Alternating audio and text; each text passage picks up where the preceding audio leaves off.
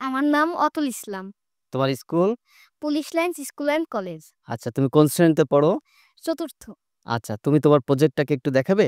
তুমি কি তৈরি করলে এবং সেটা কিভাবে কাজ করবে? এইটা হচ্ছে এলডিআর দিয়ে। এলডিআরটা কি? এলডিআর হচ্ছে আলো পড়লে জ্বলবে লাইট, আর যখন আলো না পড়বে তখন হচ্ছে লাইট জ্বলবে। ভেরি গুড, দেখাও তো কিরকম।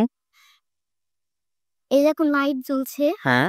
এখন যদি আমি এখানে হাত দিয়ে বন্ধ করে দেই তাহলে লাইটটা বন্ধ। আচ্ছা, এই হচ্ছে। ছাড়বো, হ্যাঁ, তখন আবার লাইট। Lights very good.